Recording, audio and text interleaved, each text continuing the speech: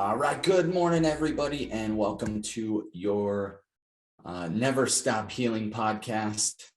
This is your host of the day, Cade Archibald, and I am joined with none other than Regan Archibald. Regan, how's it going this morning? It's going great. Gorgeous morning. Awesome. Yeah, there's some really cool clouds in the sky in St. George this morning. It was nice and mellow. It wasn't like 95 degrees at 7 a.m. It was more like 80, so it was great. Nice mild morning here in southern Utah. We had an awesome Health Accelerator challenge last night. Dove into some really cool stuff on antioxidants, heart health, mitochondrial health. And if you're not a part of that hack community or Health Accelerator community, get in touch with us. Go to acueastwest.com/hack and take a look at that and become a part of our community with our Accelerate Wellness programs. We got some amazing stuff happening there, amazing results for people from a longevity perspective, from a health optimization, or if you're suffering from some kind of chronic illness. We specialize in that as well, or East West does. And so take a look at that. Our challenge last night was getting some cruciferous vegetables into your diet. So 1 pound of vegetables a day and at least one type of lightly cooked cruciferous vegetable. It's important that it's lightly cooked. Those raw ones can be allergenic. So join that challenge and let's see how everyone does. Yeah. Did you get some good Brussels sprouts last night, Reagan? Last night I had kale. I wish I had Brussels sprouts because everyone had so many good recipes they're throwing out. And I was like, oh, we don't have them. And I did not want to go to the grocery store. So nice. Yeah, but I had some great kale. So that was my cruciferous vegetable last night. Did anyone else jump into your cruciferous challenge last night? And the real purpose of it is, remember, you're activating your mitochondria. And so the cruciferous vegetables, when you have adequate levels of antioxidants in your body, that means that your mitochondria will have a healthier expression of ATP, which gives you better energy, helps your mitophagy process. We talked about that last night. Those mitochondria that are underperforming just get recycled. So get on that if you haven't got on it. It's so good for you. And and today we've got some interesting things we're going to be covering about blue zones, and we're going to continue on, just talking a little bit more about longevity. And it's a hot topic right now. I'm in Dan Sullivan's Lifetime Extender series. And it's been really amazing just to see. He brings some of the world's leading scientists and researchers into this group. I was fortunate enough to be on his early committee and helped him create a couple of the tools for the program. But one of the things that's come out of this is, if you want to have longevity, you need to have a community of like-minded people who are focused on longevity. And so today we'll be talking a little bit more about that and introducing just some concepts that have been researched in some of the countries where people live the longest. So Cade, what's your thoughts on from what I've shared with you on the Lifetime Extender that I've been involved with? What's been your take on it and the people who come into our program from it? Yeah, I think my take on it, it's fantastic. It's an amazing community and got some really big innovators in that space. And I think one of the coolest tools I've seen come out of that, and I think most of our community's seen that, is that Fitness 50 at age 100 tool. Yes. Yeah. Fitness 50 at age 100. I want to say 50-100. That's what comes to my mind. But no, yeah. It took Dan Sullivan named that tool, and he had to say it to me like 5 times. I was like, wait, what is it? Fitness what at age 100? And so, but yeah, when you're a 50-year-old, the concept behind it is, once you hit the age of 50, it's like, think of the people who are the healthiest 50-year-olds, And that's what we want to be like when we're 100. And so a lot of people are kind of shaking their head like, oh, there's no way. And it's like, well, yeah, there's no way if you don't work towards it. Right. So, Well, and I think that's the beautiful thing about health and just self-improvement is like you can always be focused on getting better, no matter where you're at in the game, no matter how healthy you are. There's always things that you can be working on and improving, and it's a beautiful thing when you get a community that's in that similar mind space, and everyone's just continually working. Doesn't matter what stage you're at. Maybe you're just beginning to start to focus on some of those things, and the advancements that people make are really incredible. Even the people that have worked on it for years and they're still making advancements and improvements and figuring yeah. out new ways of how they can improve their health. It's exciting. Yeah, it's such a transformative thing. And so today we're going to dive a little deeper into that. And so we'll jump in, but here's some research that was done. This was years ago. But National Geographic, there's a journalist who started looking into the blue zones. And so I don't know if you guys have heard of the blue zones. We've talked about them in the past a little bit, but today we're going to take a deeper dive. And then from this podcast, what you're going to get is a snapshot of what some of the healthiest people and the longest living people. So remember, our goal is to extend your lifespan and your health span. So everyone who's in our Accelerate Wellness programs, we take you through these 60-day processes, and each 60 days has a different overall perspective for you to kind of latch onto. So in your 60-day reset, what we're doing is giving you 6 essential things to work on. And so some of those things may be getting hydrated, making sure you're going to bed at 9:30, waking up around 5:30 in the morning, no more than 1 gram of sugar a day, mindset morning, all these things, exercise, the 30-30 exercise, wake up in the morning, exercise for 30 minutes. And then in the evening, you want to exercise for 30 minutes. And you can break it up where it's 45 minutes and 15, but the 60 minutes a day kind of minimum on exercise. And it doesn't have to be high intensity. It can be moderate to high. It can be light. Some of it can be light. So that's no problem. But that's where you're going to get the most benefits. And then we take you into the recharge and then the restore. And then after the restore, once you've made it through your initial 7 months, then we take you through the upgraded version where it's the optimizing plan. And this is where we go into the rebuilding, the regenerate, and the revitalize. And it's phenomenal because these are things that all are working off of some of these principles that you'll learn about today. So by the end of this, my goal is for you to have a very clear vision of how easy it is to actually extend your lifespan and your health span if you're willing to just make a few small tweaks. Get rid of some of those things you don't need in your life and add some of the things that are going to really benefit you. And I think the unique thing about this community at East West Health is all of you are amazing humans who are continually looking at a bigger and better, more ambitious future.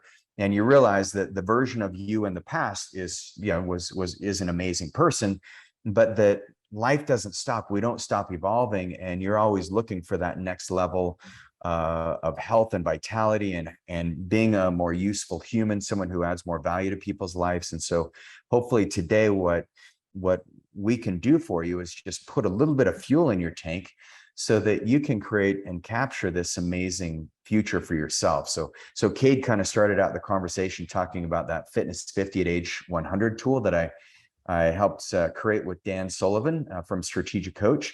And amazing organization, by the way. I certainly recommend if you're an entrepreneur and want more freedom, get in touch with Dan, and his team there is amazing. But anyway, what this Fitness 50 at age 100 tool does is it gives you thinking about what the end of your life looks like, because so many humans right now are walking around with a condition called premature mortality. And that means when you have chronic diseases that you're carrying around for your entire life, because the new research shows that in our health journey, we have actually, as humans, in the last 100 years, lifespan has doubled, but our health span is still stuck around the age of 35 is when people start developing chronic diseases like diabetes, heart disease, even cancer. And then they have the rest of their life to live with that. And so when we talk about these blue zones, we're going to show you ways of not having premature mortality, not just extending your lifespan, but really extending your health span along with it. So, Cade, you ready for this one? Yeah, exciting. That sounds a lot better than just extending years, but extending health.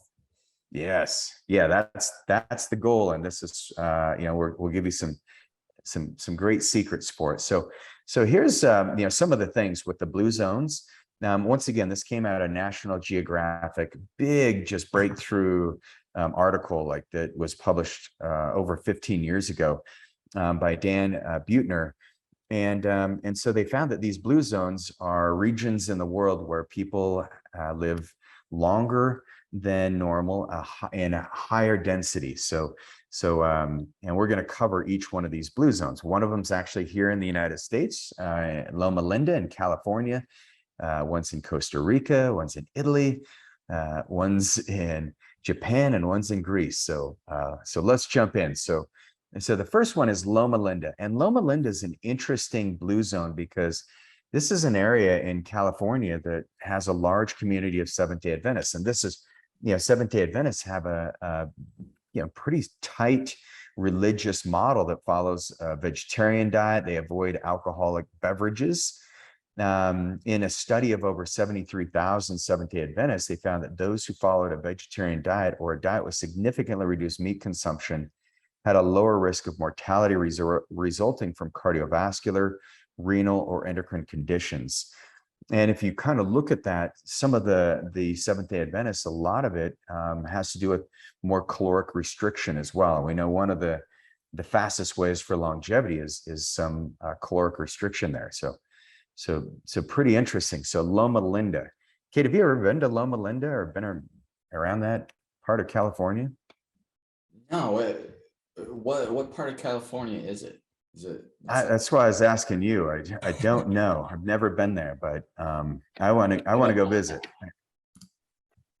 I've had a really good friend who was Seventh-day Adventist, and just interesting. He would eat meat occasionally, but yeah, very vegetable heavy. And so this flows right into our challenge that we gave you last week, which is let's make sure that we are getting our cruciferous vegetables in. That pound of vegetables a day is kind of your minimum target. And I can tell you, you're going to feel this just nice energy, but cook your vegetables so they're not bloating you. And some of you may need to use some digestive enzymes, and that's totally fine. So the second blue zone is Nicoya Peninsula in Costa Rica. And this is an interesting place because in this area of Costa Rica, people are twice as likely to reach the age of 90-year-olds than in North America. And they're known to maintain an active lifestyle. They emphasize faith and family, all of which contribute to longevity. And their diets consist primarily of rice, beans. So, when you're mixing your rice and beans, you get more of that complete amino acid chain. And we've been talking about that as far as getting your proteins in to build healthy muscle mass. But the other thing that they eat is a lot of beef, a lot of fish, chicken, and they have very minimal processed and refined foods. And so, Kate, are you familiar with the most important marker on the lab to look for when it comes to processed foods, or do you know how I can sniff out if someone's been eating too much garbage? Probably C-reactive protein and ferritin. Those are inflammatory markers, and those can be a contributing factor, but sometimes people can eat really healthy and they can still have those markers elevated, like you can over exercise or your stress levels can be through the roof. But and I don't even know if I want to share it on here because some of you may white it out when we're doing your lab review. No, I've been eating great. And Allison said the liver. The liver is, yeah, some of those markers like ALT and AST are some of the critical ones. But the interesting one is phosphate. And so phosphate can be elevated in I see it in kids a lot because unfortunately you go to people's houses and the kids get one meal and then the adults get another meal. And so so look at the phosphate levels. That's actually one of the big ones. And then you'll see alkaline phosphatase, which relates to intestinal permeability. That will be low. Phosphate will be high.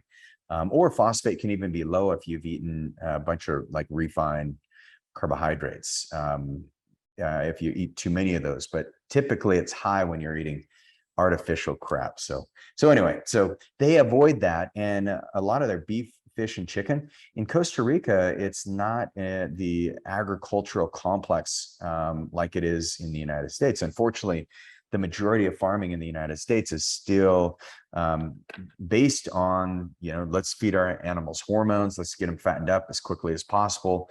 They're in tight quarters.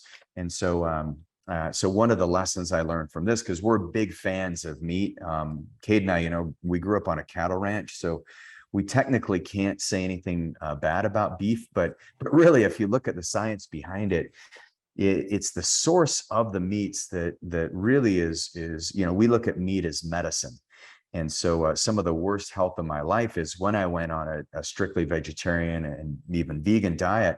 And so, but yes, if you don't have the vegetables to go with it, or if you're, doing a carnivore reset, that's a great way of just, kind of rebooting your whole body and getting rid of food sensitivities is doing the carnivore diet. These things are great, but you want to have some balance. So, so this is where the Costa Ricans do an amazing job. The research in this also showed that the Nicoyans, this in the Nicoya Peninsula, particularly men, present with significantly lower cardiovascular risk biomarkers, including waist circumference, levels of triglycerides, cholesterol, fasting glucose, and blood pressure. Furthermore, both older men and women living in Nicoya experience fewer functional disabilities, functional meaning like they have good balance, good coordination, and less cognitive decline. So, and we have this this tool called the most enjoyable activities, and it helps you capture your unique physical abilities. And as long as you're doing those things that are actually really pushing your body to learn new skills, it's one of the best things you can do for your brain. Keeps your body young. Your vitality is going to be through the roof. So if you guys go back and check out some of our previous episodes, but it's amazing. So you guys are going to have a great time using these your unique physical abilities in your longevity pursuits. And by the way, I mean, Cade, I don't know about you, but if I couldn't mountain bike, I couldn't hike, I just didn't have those capabilities to move my body the way I wanted to, I just don't think, I don't think I wouldn't enjoy life as much as I do now, but that I could be wrong. I don't know what your thoughts are on that.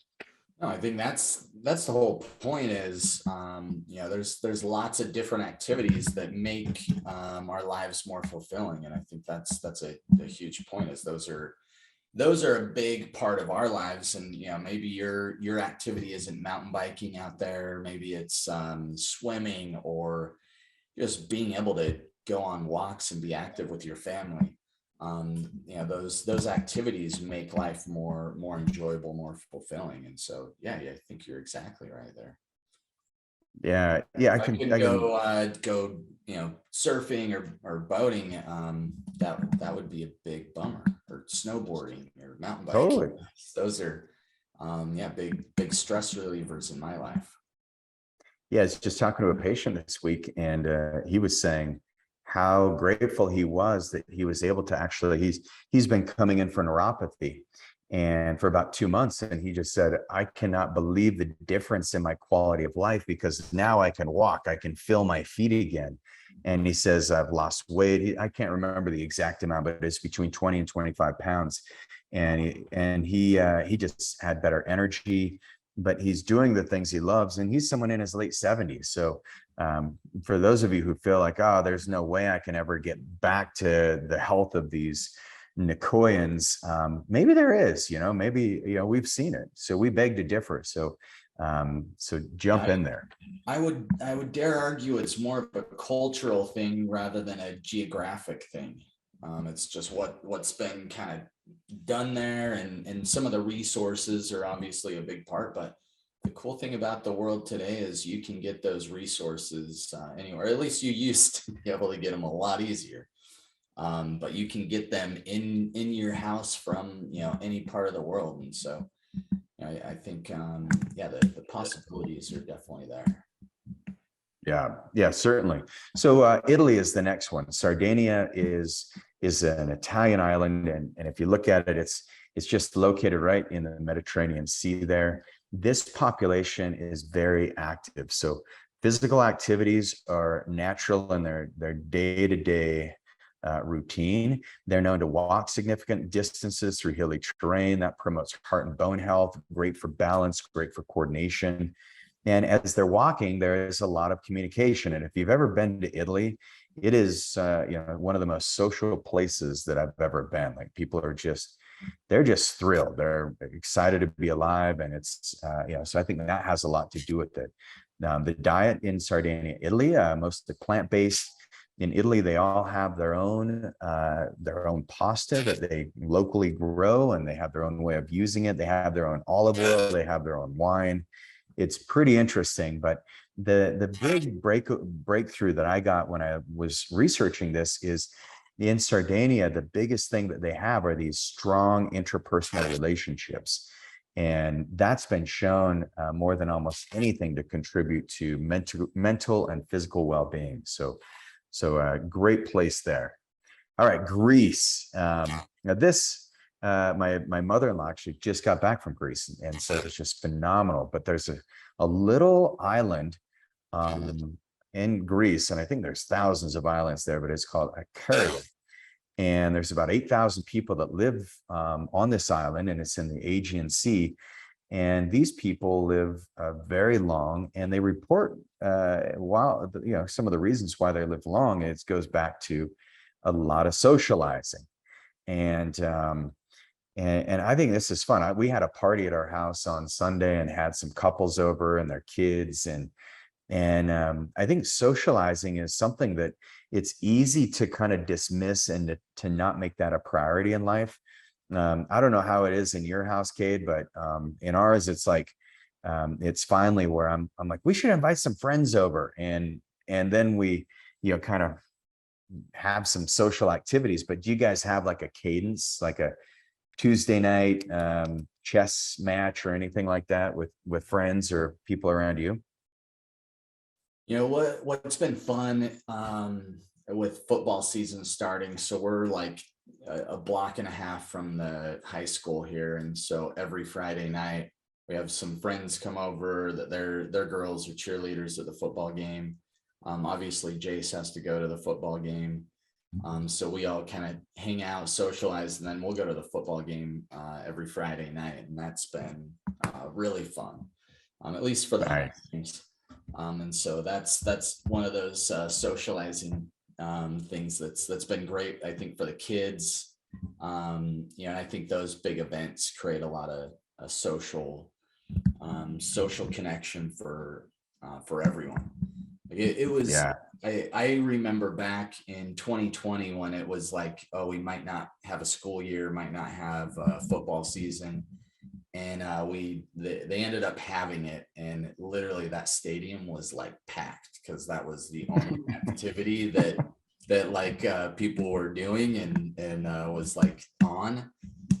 And it was awesome to see just like everyone come out and be like, yeah, we just want to connect with people and cheer on the local football team. It was cool. Man. Yeah, St. George, it was like, I'd go down there and I'd be like, have you guys heard of COVID? And it'd be like, wait, who's that? Like, yeah, it's a military Never heard of officer. him. Yeah, so good for you guys. But yeah, so this socializing is so important. And I think just to your point, kid, the isolation that happened in 2020 and the lockdowns, I think we're starting to realize that, wow, that might have done more harm than good. Like just the sometimes, and this is in medicine, like William Osler, the academic dean at Yale Medical School, he says in medicine, there's always two cures, one for the disease and one for the treatment. And with COVID, certainly the treatment of the disease, we're now needing another cure for that. And so hopefully Yeah. this conversation today will give you some insights that socializing is really, really good for you. If you're sick, keep your ass home and be responsible, but otherwise get out there and go have some fun. Totally.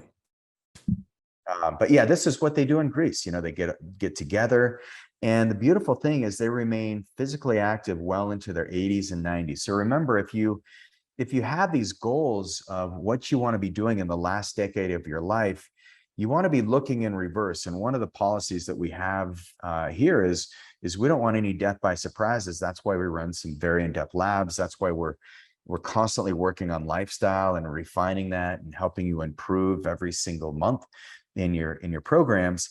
But really the key of it is you never want to stop exercising and moving your body, because movement is healing. And my fittest and most healthy 90-plus-year-old patients, even into their hundreds, are people who still do yard work. They're still out, like Grandma Verla, Cade and I, our grandma's like 91, 92 now. And she is still like just very active. She's got a whole shop full of furniture that she's constantly like refurnishing and giving to her grandkids and great grandkids.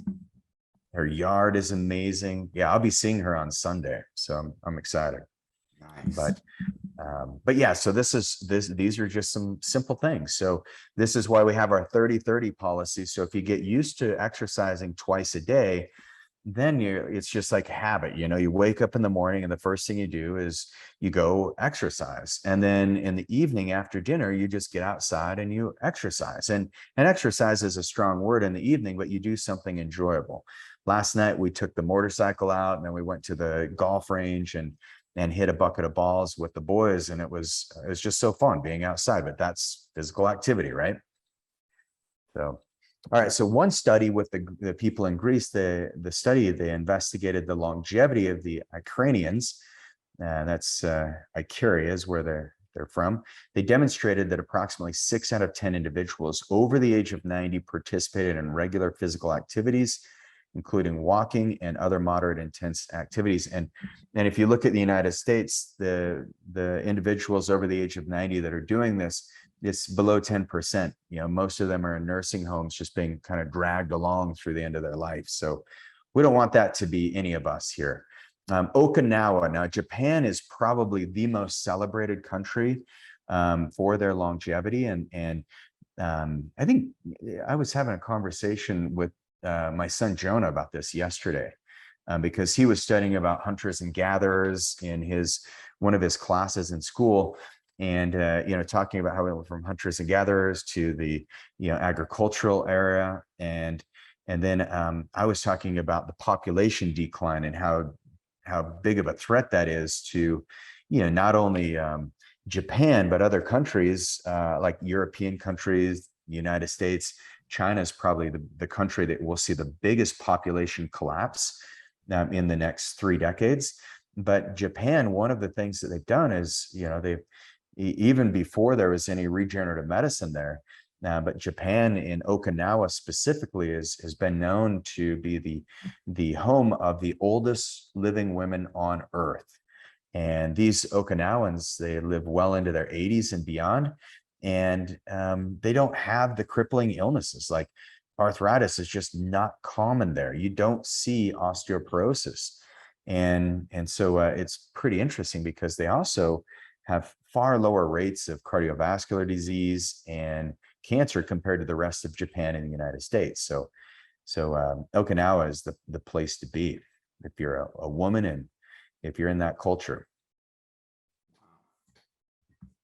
Yeah, and my teacher, Dr. Mayakawa, she's in her 80s, and she can outwork most of her students in their 20s. She's incredibly flexible, still athletic, still fit. Dr. Mayakawa is like living proof. She's not from Okinawa.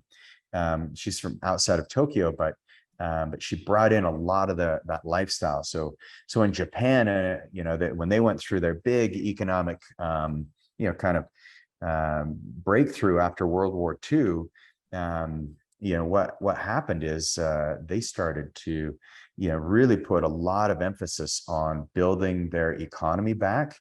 And in doing so, they had about 3 generations where they were just, young generations coming up and really devoting themselves to their career and their work. And then as the parents got older, the parents would take care of the kids. And so it was like the grandparents raised the kids in the Japanese culture. But then what happened is there's 3 generations where they stopped having as many kids because work became such a focus in the Japanese culture. And now they're having a big population crisis. I believe the last 3 years, they've had over 600,000 their population decline has been over 600,000. So that's pretty crazy. Looks like we had a question like, what do they eat in Okinawa? Diane, great question. The biggest thing that I found in my research on this is that they do eat a lot of fish, a lot of very healthy fish, a lot of vegetables. When they eat soy, they eat a lot of fermented soy. It's called natto. And they'll ferment soy, they'll ferment garlic and ginger and onions and put it all together. And then they eat their miso soup. But the biggest thing in Okinawa is the fish and lots of healthy, fresh vegetables, but also they're just active. They're very active humans and they get out in nature. And this is where the concept of forest bathing comes out of Japan too. So I think that has a lot to do with it. So those are the blue zones. So, kind of the power 9, this is what you can say, okay, this is what pulls it all together. But, the downshift, you reverse disease by finding a stress relieving strategy. You find purpose in life. You have lots of plants. A lot of these cultures, they have wine at 5. So they enjoy a glass of wine with good friends each day. There is some debate on whether that's healthy or not. But this is what they found in these blue zones. Family first, lots of family time that can add up to 6 years to your life by spending time with your family. It's important. The 80% rule, this is Dr. Maikawa. She said the greatest sin you can ever commit is overeating. So don't eat more until you're 80% full, then stop. Move naturally. You burn a lot more calories that way, and find the right people. So you need people around you who have a positive outlook on life. And then belonging. They found that a lot of these people belong to a faith-based community. And if they didn't, they actually had connections to, just looking at life deeper, a deeper sense of purpose. They looked at things more spiritually, and it was a critical component there. So that is some interesting things there. So one of the things that, Cade, what are your thoughts on that before I kind of shift gears a little bit here? I think it seems like there's a common thread of, social interaction, physical activity, and, what we ingest, the foods we eat. Those are kind of the key things in those different areas that I notice that make it what it is. It doesn't seem like there's any sort of geographic correlation. It's just, what the culture and community has been created in those areas. Yeah. Yeah, it is kind of interesting. And so, as you look at that, there's so many opportunities, and hopefully you guys are getting some creativity as we go through this. Like, well, what are some things I can do to create a more enjoyable, more meaningful life that actually can not only be great for me, but great for other people? And so that's some things you can do. Some other things, because we're big into shortcuts, are peptides. And so one of the great peptides for life extension and really helping to give your DNA the support it needs is epitalin. And epitalin is one of those peptides, we call the fountain of youth. It's got 4 different amino acid chains. But the beautiful thing about this peptide is it binds right on the surface side of the cell, and then it activates a genetic response where you actually get a release of telomerase enzymes. And these enzymes, what they do is they help, it's like pulling your shoelaces tight.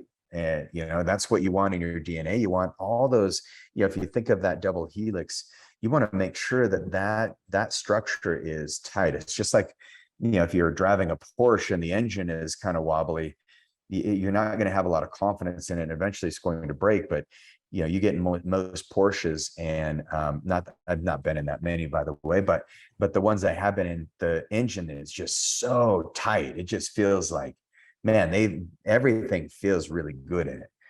And that's what telomerase enzymes do, is it's like they just tighten up the DNA so that you get a nice expression of the genes that you want expressed. And Cade, what are your thoughts on epitalin? You've used this a few times. Yeah, I've used epitalin quite a few times, and it's been a great peptide for me from I think just like kind of clearing the some of the underlying clutter that's that over time I've created problems. And so yeah, I think that's where I've seen the most improvement, clarity, and energy. And then just seeing improvements on my labs for sure. Yeah. So epitalin is one of these peptides that Dr. Kavassian, he is known for his work on soldiers who were exposed to nuclear fallout. And the Russian military actually hired him to come and say, hey, we have soldiers dropping dead. Can you help us? And so he was known for these peptide sequences that he was discovering. And so he deployed this epitalin, and he found that the soldiers that were exposed, didn't have cancer, and the other ones who did not receive the epitalin, they ended up getting cancer, and many of them died. And then even when Chernobyl hit, a lot of the villagers had been patients of Dr. Kavassian's, and they received the epitalin, and these people in the village didn't end up getting any radiation fallout, no goiters or growths or cancer. So epitalin is one of the most protected peptides that's known. It resets the HPA axis, so it helps reset the stress response. The other beautiful thing about this is, in some of the studies, they'll find that by using 2 cycles of epitalin, so essentially 2 months out of the year, if you're using epitalin injections, you can actually increase your telomere lengths by 7 years. So that means you can shave off 7 years on your biological age, and by using epitalin. And we found that this one can be incredibly effective at helping you sleep better, because it works on the pineal gland. It also lowers cholesterol, which is kind of an interesting byproduct. Peptides are phenomenal because they're pleiotropic, which means they turn on multiple pathways. So you get like 1,000 times the amplification. And whereas the drug, you're just suppressing a pathway and opening up another one. But when you just use these small molecules, a lot of times there's side effects. Whereas with a peptide like epitalin, there's very few side effects, and there's so much more on the upside. So epitalin is one of the peptides that we like. Actually, it's probably my favorite anti-aging longevity peptide. It's also known as a nootropic because it helps increase BDNF. And if you add another peptide called IGF-1 in with epitalin, and you stack these two, what you'll find is that you'll have a nice cognitive benefit, where you'll notice a decrease in distractibility, you'll notice an increase in your focus, and you'll also notice an increase in your creativity. And so IGF-1 is known as the gateway for BDNF, or brain-derived neurotrophic factor, and that's what makes our brain plastic. And so IGF-1 is something that's really good for the mitochondria in the microglia. So not only do your neurons get fed by IGF-1, but even the microglia that protect the neurons, they also get a benefit. It also has been shown to decrease neural inflammation or inflammation in the brain. And IGF-1 is actually synthesized by your astrocytes. So these are some of those pre-neuronal cells in the brain, and then it activates SIRT1. And so in some of the research, they're finding that IGF-1 can be such a powerful component. When you combine that with your epitalin, it can be amazing. So awesome. And it looks like we had a question that came through. Hey, Ruth, I hope you're doing awesome. So what Ruth asked is, what is the best peptide for gut inflammation? So this, as always, is I guess any good scientist would say, well, it depends, but really the two peptides that I think have the biggest benefit on gut inflammation are KPV and then and KPV, once again, is a tripeptide, and it's been shown to be expressed by the endothelial cells in your intestinal tract. So KPV is very powerful in some of the research. They gave mice, they induced colitis in a group of mice, and in the control group had colitis that they induced, and in the KPV group. And what they found is the group of mice that had KPV actually had a reversal of colitis, whereas the mice that did not have KPV in the water still had colitis. So it's a very powerful peptide for gastric inflammation, because Ruth, if you think of like colitis, that's kind of like inflammation out of control. That's a complete, dumpster fire in the gut. It's not good. The other one is BPC 157. And this is such a powerful peptide because it stimulates nitric oxide. It also has been shown to be angiogenic. And the vascularity in your digestive system, the nerves and the blood vessels are more dense in your colon and in all of the digestive system, that it needs to be fed. And if that's healthy, then that's where you can really repair that inflammation. So yes, good. Ruth's going to do some muscle testing. So check those two out. Those can be really good. I would even look and test for melanotan. Melanotan actually has some very powerful impacts on gut inflammation because it resets the melanocorticoid system. So it's really powerful for the gut. So awesome. So try that out. Make sure you're getting some colostrum in, bone broth. That's pretty powerful. But yes, if you need a switch on your next batch, just let us know, Ruth. We'll get that taken care of for you. All right, everybody. Well, any other questions, Cade, or what was your takeaway from today? No, I think biggest takeaway. So from the Blue Zone perspective, I think looking at how you interact with your community, what kind of habits and social cadences you have, what you're eating, those are all really impactful. And then the other component is get some good physical movement, exercise, and just regular activity is really important, and find things you love and go after those. Yeah, that's what I got. Yeah, me too.